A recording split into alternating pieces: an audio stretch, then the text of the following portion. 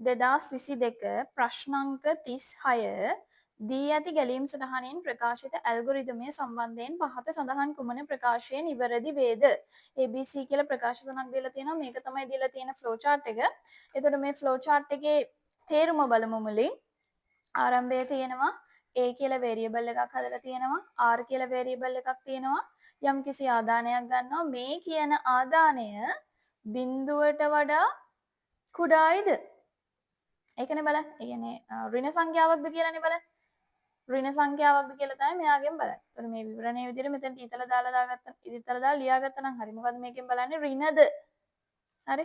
ඔව් නම් මොකද්ද කරන්නේ? A කියන සංඛ්‍යාව R ට එකතු කරන්න. පළවෙනි අවස්ථාවේදී R 1යි. එක එකතු කරා මේ ගන්න ආදානය. හැබැයි ඍණ සංඛ්‍යාවක් නම් විතරයි. හරිනේ? ඍණ නැතුව ධන සංඛ්‍යාවක් වුණොත් නැත පැත්තෙන් ගිහිල්ලා මොකද කරන්නේ? වාරය අප්ඩේට් කරනවා. මේ බලන්න. A කියන එක තමයි මෙතනදී වාරය වෙන්නේ. හරි?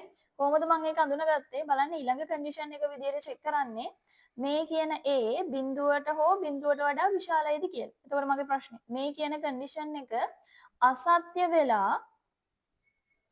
වෙලා නෙවෙයි සමා වෙන්න. ඔව් වෙලා. දැන් මේක ආයි කරගෙන විදියට නෙවෙයි හදලා තියෙන්නේ. මොකද්ද මේකේ තියෙන අවුල? දැන් බලන්න මෙතනදී පළවෙනි අවස්ථාවේදී යම්කිසි ආදානයක් ගන්නවා R අප්ඩේට් වෙනවා. කොහොම නමුත් මේ කියන ඔව් පැත්තෙන් නැත පැත්තෙන් දෙපැත්තෙන්ම එනවා වාරය අප්ඩේට් කරන්න.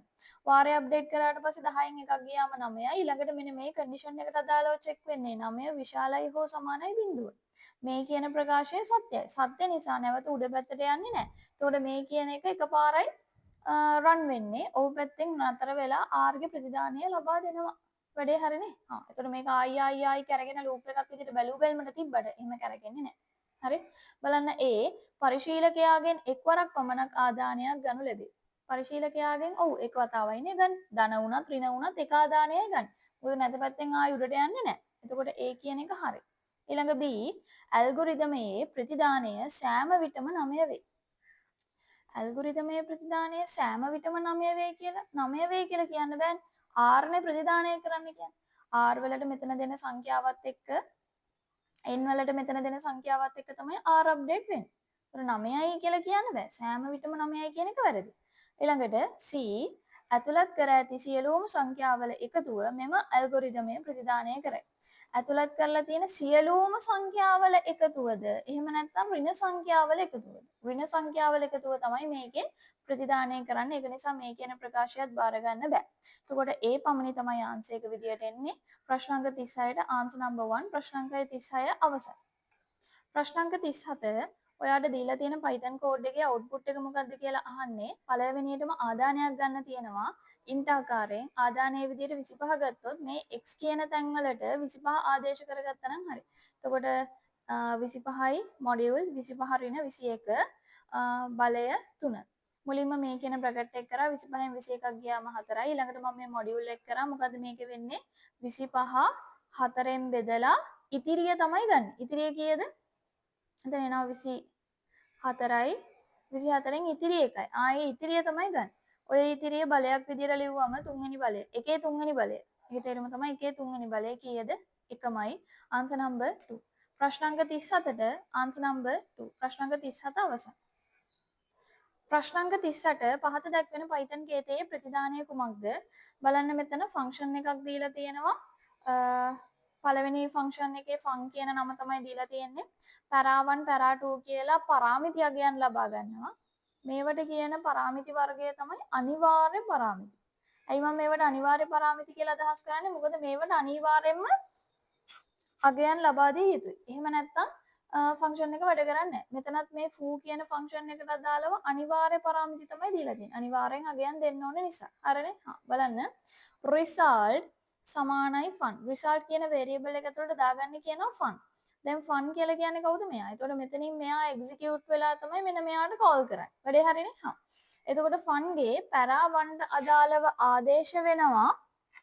para1 කියන variable එකට අදාළව 2 ආදේශ වෙනවා. para2 කියන variable එකට අදාළව 4 ආදේශ වෙනවා. දැන් මොකද ඒ තුල කරන්න කියන්නේ foo para2 para1. එක්ස්ට්‍රා ආදේශ කරගන්න කියලා කියන්නේ. දැන් එතකොට මේ කියන ෆන්ක්ෂන් එක ඇතුලේ තවත් ෆන්ක්ෂන් එකක් අරගෙනවා. කවුද ෆන්ක්ෂන් එක? මෙන්න මේ foo. එතකොට මෙතනින් ආයෙ එනවා මෙන්න මේ foo කියන ෆන්ක්ෂන් එක ගාවට. foo කියන ෆන්ක්ෂන් එකේ para 3 para 4 කියලා ඉල්ලලා තියෙනවා පැරාමීටර්ස් දෙකක්. එතකොට para 3 සඳහා කවුද ආදේශ කරගන්නේ කියන්නේ para 2. එතකොට para 2 ගේ අගය කීයද? 4යි. එතකොට para 3 ට එනවා 4යි. para 4 සඳහා ගන්න කියන්නේ para 1. para 1 කියලා කියන්නේ 2යි. හරිනේ? හා. ඊළඟට බලන්න එයා තුල මොකද්ද කරන්න කියන්නේ? return para 3 minus para 4. para 3 වල තියෙන අගේ para 4 අඩු කරාම කීය දෙන්නේ? 2යි. 4ෙන් 2ක් ගියාම කීය දෙන්නේ? 2යි. මේ දෙක තමයි කාටද ආදේශ වෙන්නේ මෙන්න මේ කියන x ට. ඊළඟට කරන්න කියන්නේ return x. හරි. ඔන්න return x කරා. එතකොට මෙතනදී ප්‍රතිදානයක් විදියට එනවා කීයද? final output එක විදියට එනවා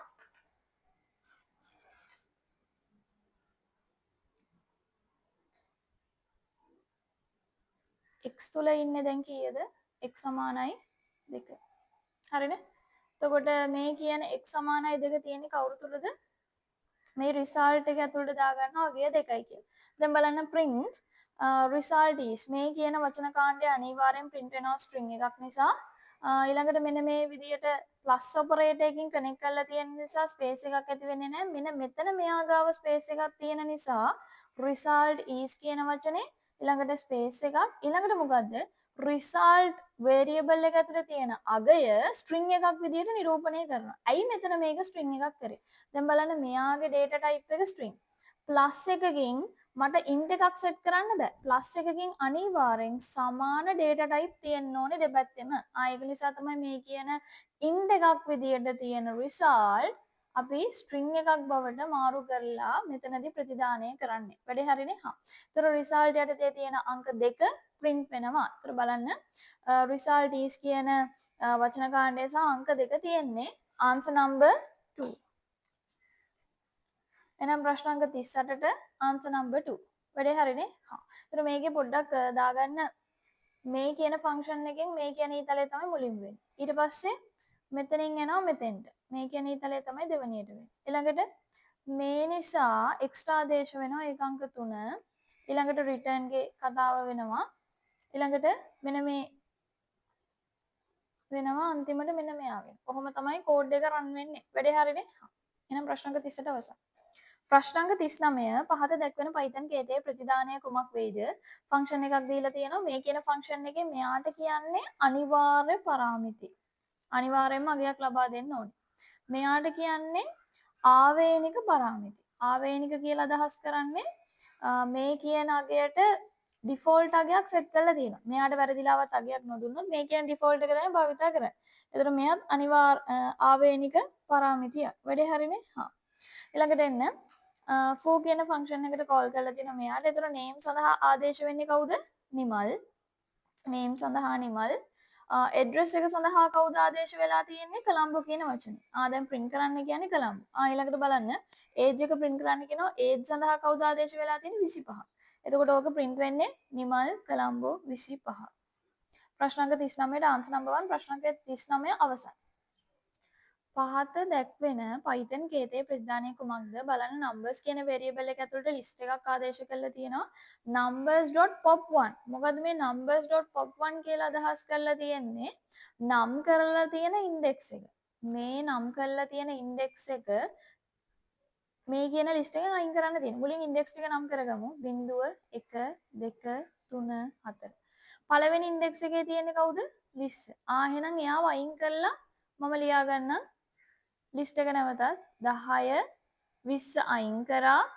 එතකොට ඊළඟට එන්නේ 30 40 50. හරි? ඊළඟට numbers.append. append කරනවා කියලා කියන්නේ අවසාන අගයේ විදියට ඇතුළත් කරනවා. අවසාන අගයේ විදියට කවුද ඇතුළත් කරන්නේ? මේ තියෙන 10 30 40 ඕකේ 50 ඕකේ අන්තිම අගයේ විදියට අලුතින් 60 එකතු කරනවා. ඊළඟට බලන්න pop කරන්න දෙක. 0 1 2 3 4. දෙවෙනි ඉන්ඩෙක්ස් එකේ තියෙන්නේ කවුද මෙයා? එහෙනම් 40 අයින් කළා නැවත ලියා ගන්නවා 10 30 50 60. වැඩේ හරිනේ? හා. ඒතර මේක තමයි ෆයිනල් ආන්සර් එක වෙන්නේ. ඔය කියන ෆයිනල් ආන්සර් එක තියෙනවා answer number 3. ප්‍රශ්නාංක 40ට answer number 3 ප්‍රශ්නාංක 40 අවසන්. ප්‍රශ්නාංක 41 පහත දැක්වෙන Python කේතයේ ප්‍රතිදානය කුමක් වේද? දීලා තියෙන Python කෝඩ් එක බලමු. for I in range 5. මේ කියන 5 start එක කීයද end එක කීයද step value එක කීයද? start එක විදිහට ගන්න බිඳුව end එක විදිහට ගන්න 5. එතකොට බිඳුව okay 1 okay 2 okay 3 okay 4 okay 5 ආදේශ 5 එන්නේ නැහැ. අයිට ආදේශ වෙන්නේ නැහැ. ඊළඟට බලන්න මේ කියන ලූප් එක ඇතුලේ වැඩ කරනවා. for j in range start එක 2යි end එක 3යි step එක 1යි. ඒතර මේකේ j සඳහා ආදේශ වෙන්නේ මොනවද? start එක 2යි end එක 3යි. 2 ආදේශ වෙනවා. 3 ආදේශ වෙන්නේ නැහැ. ඇත්තටම එතකොට මේක කරගන්නේ එකපාරයි. මෙන්න මේ කියන කොටස් ටික එකපාරයි කරගෙන මේක ලූප් එකක් ඇතුලේ දැම්මත් වැඩේ හරිනේ. මේකේ තේරුම මොකද්ද? value එක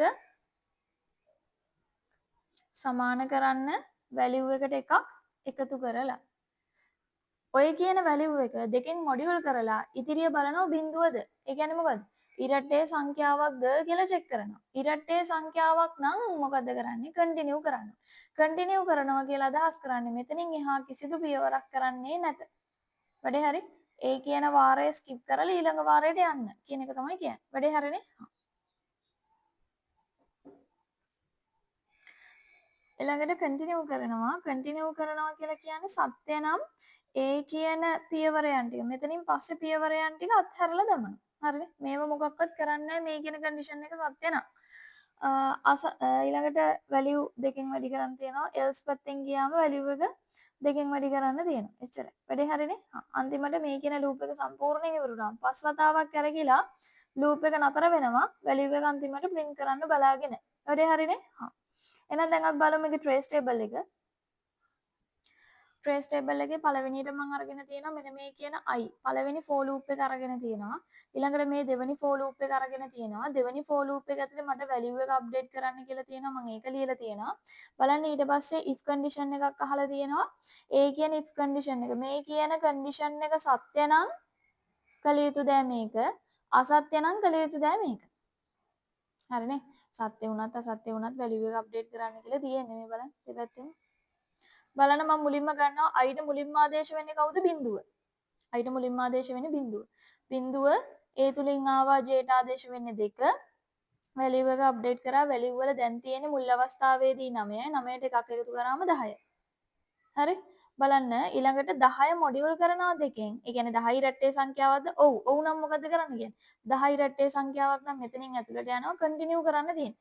කන්ටිනියු කරනවා කියලා කියන්නේ මෙතනින් එහා තියෙන මෙන්න මෙයා වෙන්නේ නැහැ. මෙතනින් ආයි යනවා මෙන්න මේ කියන for loop එක ගාවට. හරි? ඊළඟට එන්න දෙවනියට for එකට ආදේශ වෙන්නේ කවුද? අංක 1.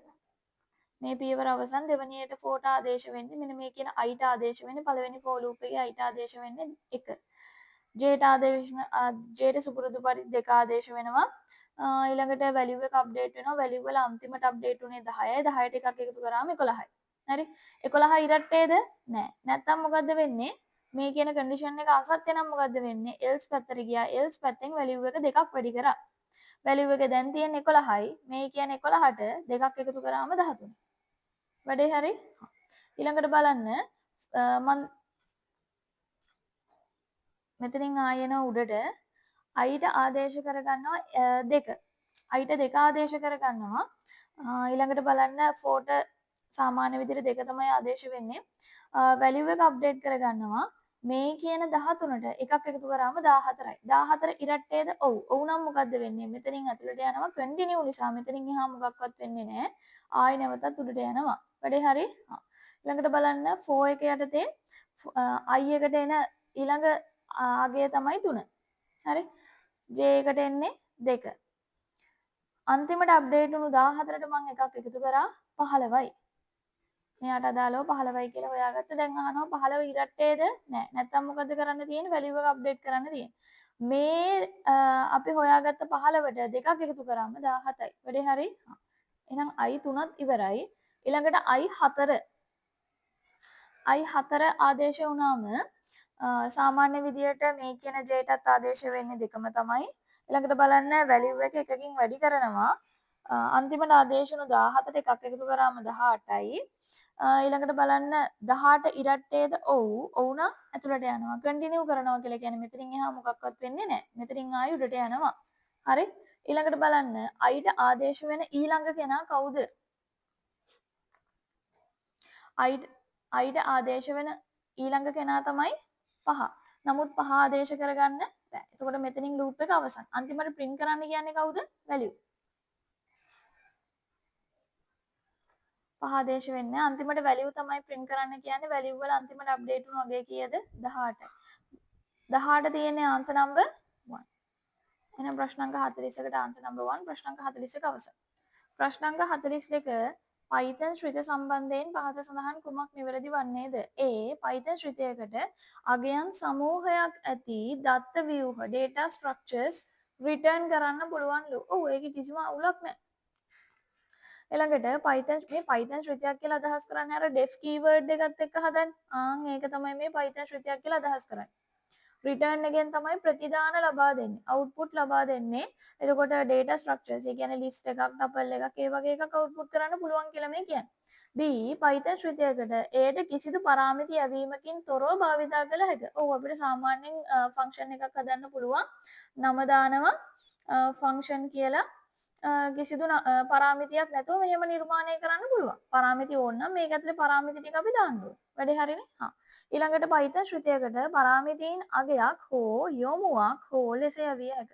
පරාමිතිය ඔයාට තනි වැලියු එකක් විදිහට දෙන්න පුළුවන් නැත්නම් අගයන් සමූහයක් විදිහට දෙන්නත් පුළුවන්. වැඩේ හරිනේ? ඒතර ABC කියන ප්‍රකාශය තුනම නිවැරදි. ප්‍රශ්න අංක 42ට answer number 5 ප්‍රශ්න අංක 42 අවසන්.